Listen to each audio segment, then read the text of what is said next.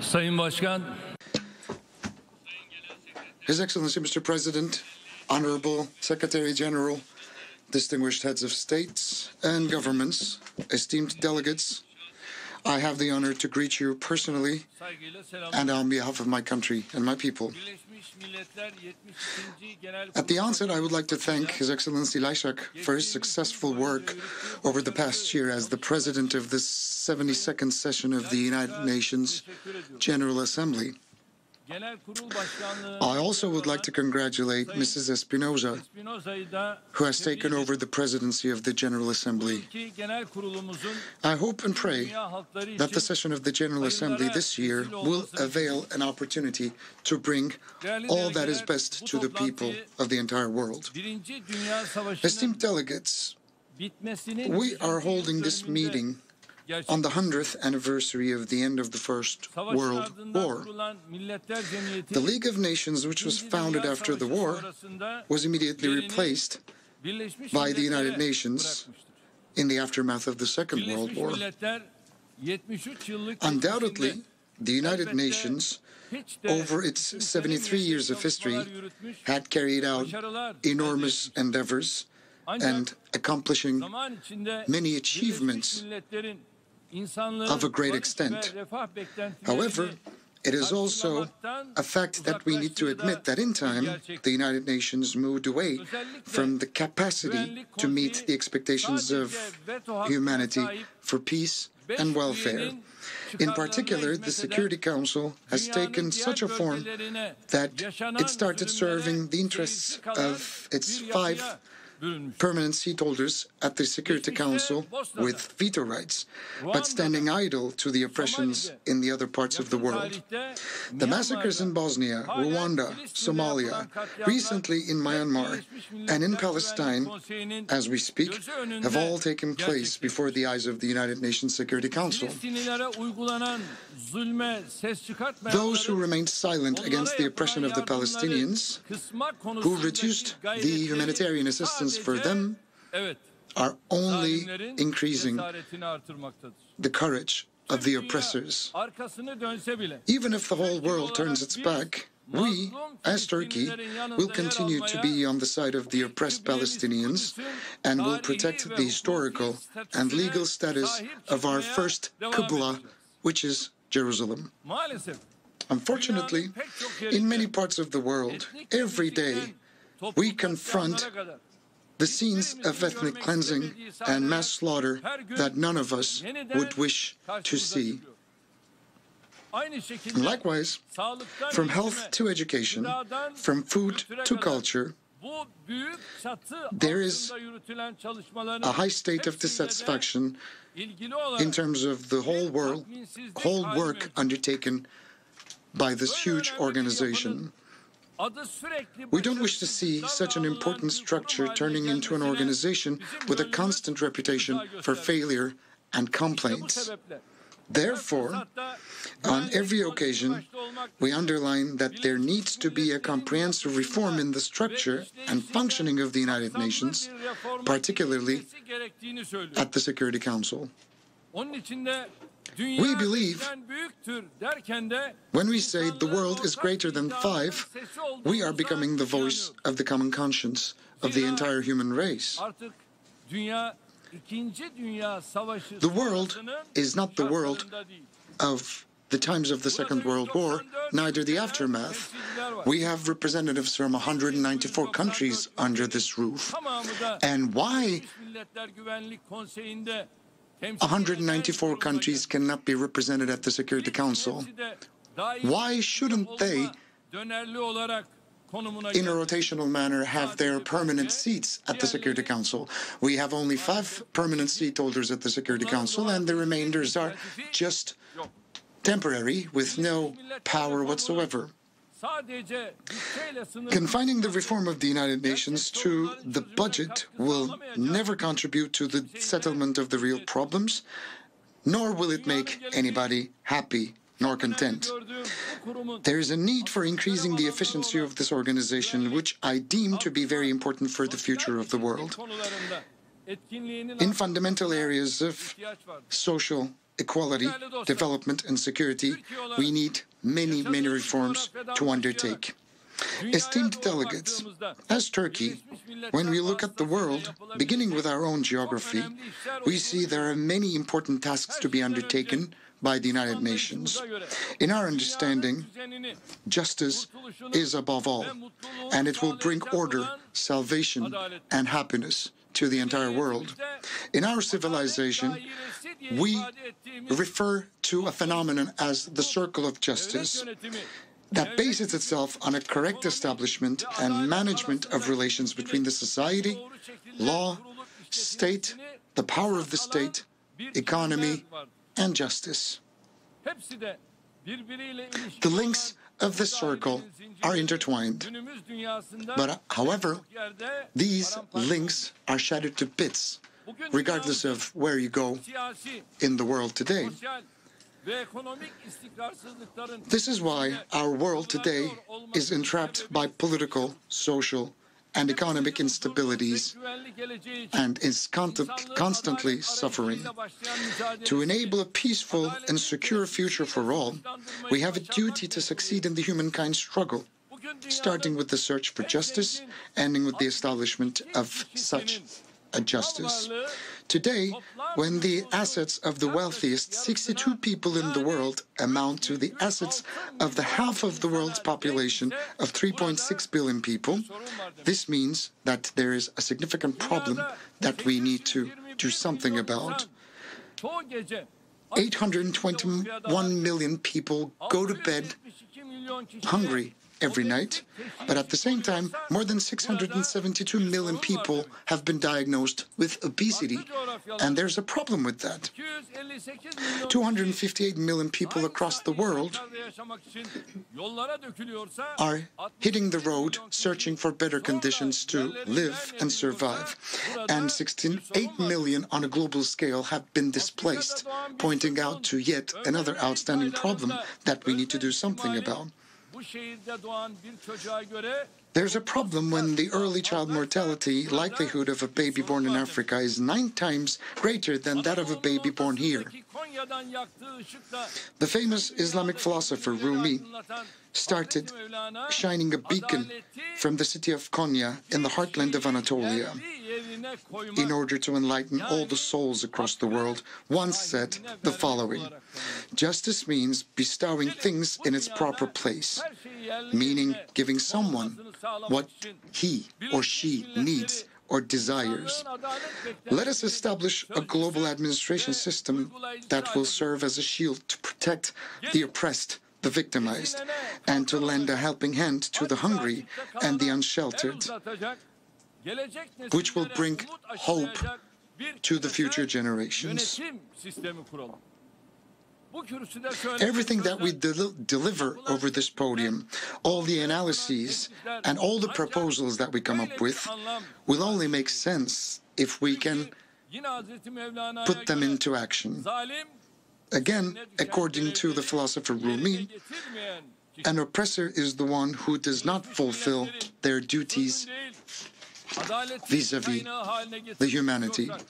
If we want to make the United Nations a source of justice instead of cruelty, we have to dedicate ourselves more fully to the tasks bestowed upon us.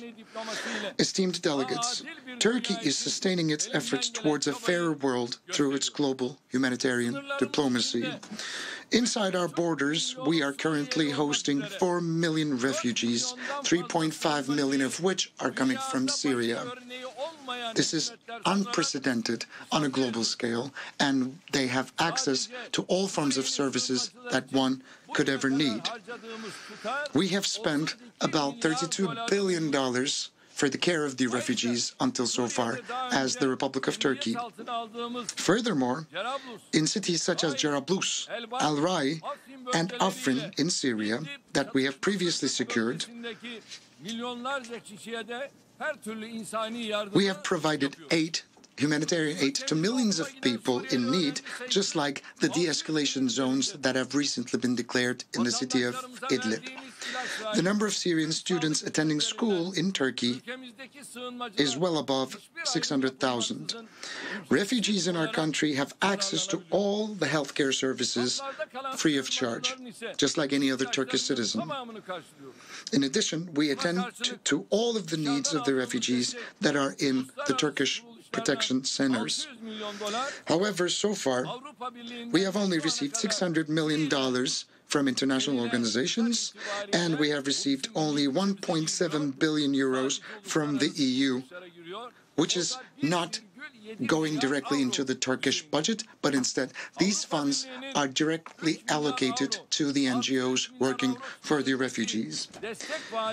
The European Union previously pledged 3 billion euros to be allocated to Turkey, but it's now subject to projects.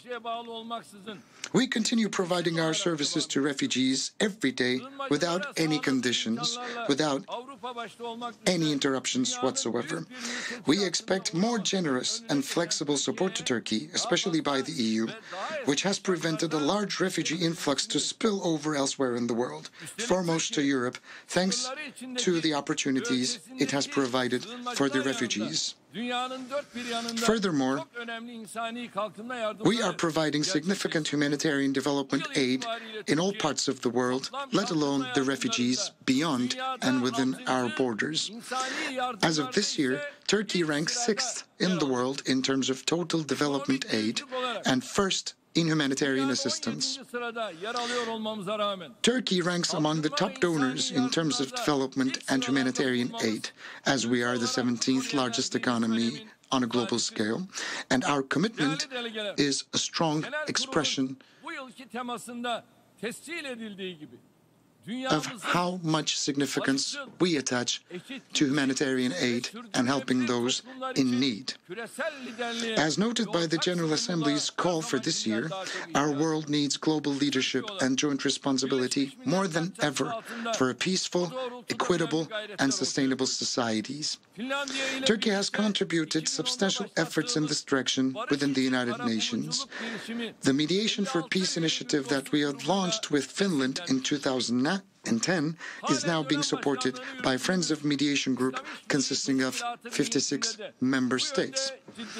We have also taken serious steps in this direction forward within the Organization of the Islamic Cooperation, i.e. OIC, of which we are currently the term president. The Alliance of Civilizations initiative we have launched with Spain has become a United Nations initiative with the participation of 146 members. In helping Somalia, which is struggling with hunger to get back on its feet, we are currently implementing a development program that I believe will be exemplary for the rest of the world. And to help millions of innocent people in Arakan, which is miles away from our country, we have mobilized all of our means and all of our capabilities. We have exerted sincere efforts to resolve the Gulf crisis. In Iraq, we are encouraging all parties to make efforts for the common future of the country.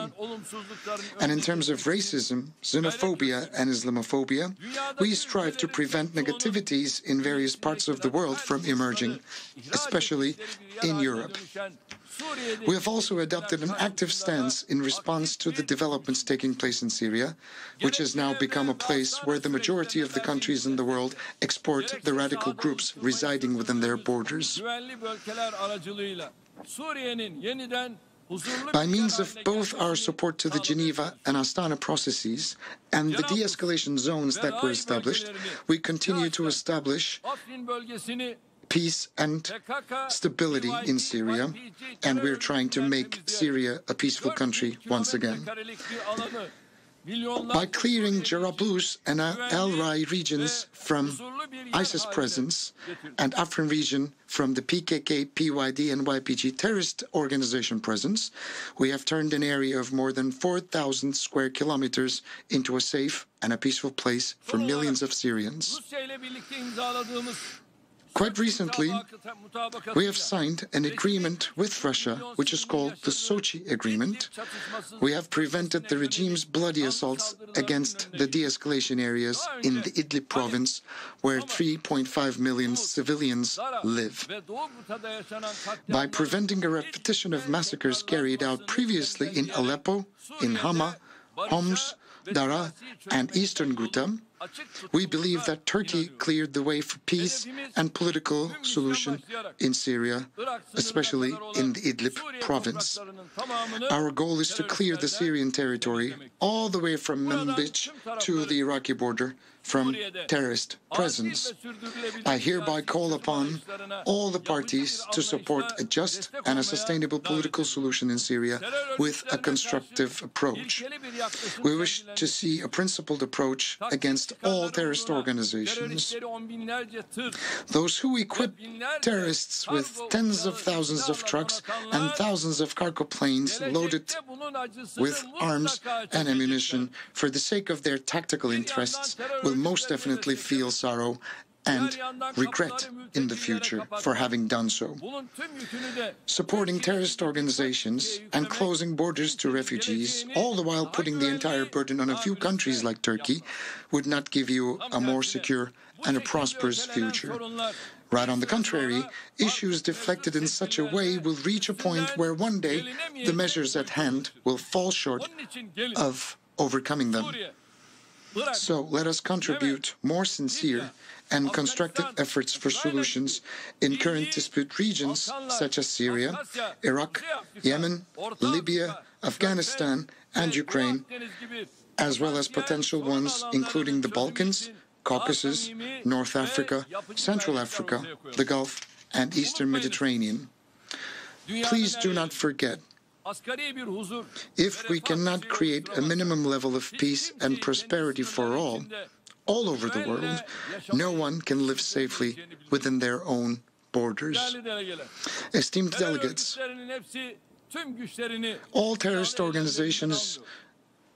not all terrorist organizations obtain their sole power from their armed actions. Some of them use more complex, more covert, and more deceptive methods. The Fethullahist terrorist organization, also known as FETÖ, attempted a coup on the night of July the 15th in 2016, and at the end, 251 Turkish civilians were martyred, and more than 2,193 civilians were wounded. And that is the sort of a terrorist organization that I was previously referring to. This terrorist organization is hiding behind glossy concepts such as education, welfare, and dialogue, and it continues its operations as NGOs or businesses. The leader of this terrorist organization is currently living in Pennsylvania on a land of more than 400 acres in a very well-off fashion. The terrorist organization has been growing and developing through deception for the last 4 decades in Turkey, and we have seen its true face when the terrorists felt that they became powerful enough to undertake failed coups. They initiated consecutive coup attempts, first with their operatives that had infiltrated the police and the judiciary in Turkey, and then with their agents in the armed forces. With the economic and bureaucratic power that they have harnessed over time, this terrorist organization has attempted to take control of politics, society, and the state itself. But thanks to the support of our people, and thanks to our resolute fight against the Fethullahists in the last 5 years, we have eliminated the majority of Fethullahists in our country. We now see that this terrorist organization is carried out similar activities across the globe. We are warning many of our friendly countries around the world and demanding the extradition of the terrorists hiding within their borders. However, some of our friendly countries are shying away from extraditing the terrorists. But the price to be paid at the end for such a failure will be quite hefty. The Fethullahist terrorist organization in the United States is generating somewhere between $700 and $800 million through their charter schools located in different states of the country. Of course, this figure does not include the income generated through commercial institutions involved in all sorts of money laundering activities and other structures with secret agendas, which appear to be NGOs, of course. I'm hurt. That's why I'm frankly warning the friendly countries of Turkey all around the world. I invite you to mobilize your efforts in order to fight Fethullahist presence in your countries. We must show the same solidarity that we have shown regarding armed terrorist organizations and bloodthirsty regimes, also towards this insidious gang as well. We are ready to share our experiences and the information we have amassed on this issue with you and with any country that is willing to forge a closer cooperation with us. Esteemed delegates, trade wars have harmed humanity in every age, and we are on the brink of yet another period that we fear again. None of us can remain silent to the arbitrary cancellation of commercial agreements, the spreading prevalence of protectionism, and the use of economic sanctions as weapons, because the negative effects of these twisted developments will eventually affect all countries. We must all work together to prevent damage to the world trade regime as a result of such unilateral decisions in the form of sanctions. This is a period where we need to work to achieve the United Nations 2030 Sustainable Development Goals. And in this time, nobody wants the world to experience a new economic rupture. It's very easy to create chaos, but it's difficult to re-establish order. And today, unfortunately, some countries are persistently trying to create chaos. There's no bigger danger than a world order that has lost mercy, conscience, truth, and hope. And that is the danger that we're facing now. Turkey has always been in favor of both free trade and free circulation of persons, along with goods. Every regression in this aspect will have the negative repercussions that will be hard to erase for generations to come. Furthermore, the fact that this approach is brought up with a rhetoric of threat, force, and by entirely disregarding the history of bilateral relations, disappoints us even more. We are in favor of solving our problems through constructive dialogue on equal terms. We expect responsible action from all of our friends around the world. We have effective, harmonious, and constructive cooperation with our counterparts on international platforms such as the WTO, G20, and OIC, along with the EU, in the form of customs union. As Turkey, we always express that we are in support of a win-win scenario when all of our friends that we do business with around the world are concerned.